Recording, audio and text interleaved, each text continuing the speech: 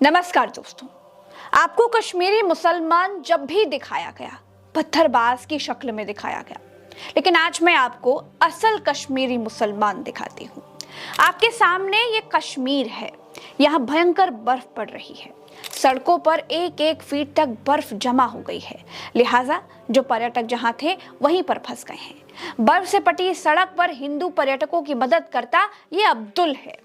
बस में पर्यटकों को खिलाते ये आरिफ, हमजा और हिमाकत बेग जैसे लोग हैं। आपके सामने ये मस्जिद है। गोदी मीडिया ने आपको मस्जिद के भीतर आतंकी, जिहादी, थूकने वाले तबलीगी दिखाए हैं ना। बहुतों ने मस्जिदों और मदरसों को आतंक के अड्डे बताए हैं।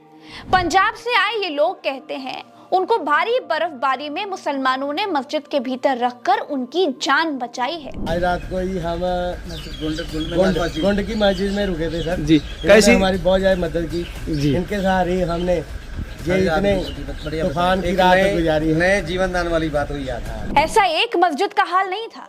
जब कश्मीर में होटल नहीं मिल भी रहे थे तो गाड़ियां सड़कों पर चल नहीं पा रही थी, तो कश्मीरियों ने हिंदू भाइयों के लिए पास की मस्जिदों के दरवाजे खोल दिए। जिसको जहां जो मस्जिद मिली उसे पनाहगाह में बदल दिया गया। उत्तर प्रदेश के कुंभ में मुसलमानों के आने पर रोक लगाने वालों तक मेरा ये वीडियो जरूर पहुंचाइएगा। तो मुसलमानों को गंगा में नहाने से रोकते हो, गंगा किनारे लगे मेले में आने से रोकते हो, लेकिन मुसलमान संकट के समय तुम्हें मस्जिदों में भी पनाह देने से नहीं हिचकते। सिर्फ मस्जिद ही नहीं, हिंदू पर्यटकों को बर्फबारी से बचाने के लिए, बर्फीले तूफान से उनकी जान को बचाने के लिए आम कश्मीरियों ने अपने घर के दरवाजे तक खोल दिए। ये एक आम कश्मीरी भाई का घर है। बैठने के लिए घर में जगह भले ही कम हो, लेकिन इतना बड़ा दिल दिखाकर ही इन लोगों ने हिंदू भाई बहनों का दिल जीत लिया। ऐसे लोग मैंने दुनिया में आज तक नहीं देखे जो इतनी मदद करते हैं। प्रज्ञा मिश्रा का ये वीडियो सारे नफरती बाबाओं तक जरूर पहुंचाइएगा। हिंदुओं को मुसलमानों के खिलाफ भड़काने वाले सारे नेताओं तक पहुंचाइएगा और उनसे पूछिएगा कि आपने तो कश्मीरी मुसलमानों को पत्थरबाज दिखाया था, मस्जिदों में आतंकी पलते हैं, हमको ये बताया था। वो पूरा सच था या ये पूरा सच है? आज की यह खबर देखने का अगर समय आपके पास नहीं है तो कोई बात नहीं, वीडियो को सेव कर लीजिएगा, बाद में देखिएगा, लेकिन जब भी देखिएगा प्लीज पूरा देखिएगा। मेरी गारंटी है कि ये खबर आपके विचारों पर जरूर असर करेगी, हिंदू मुसलमान के जहर से आपको जरूर सेव करेगी, उस असर को जरूर कम करेगी। कश्मीर और कश्मीरी मुसलमान वैसे नहीं है जैसा आज तक हमें बताया और दिखाया गया है। कश्मीरी मुसलमानों ने 1-2 नहीं 2000 हिंदू पर्यटकों को अपने घर और मस्जिदों में जगह दी। 1800 गाड़ियां बर्फबारी में फंसी हुई थी दोस्तों। गांदरबल, सोनमर्ग, गुलमर्ग, पहलगाम, इन जगहों का तापमान -22 डिग्री था।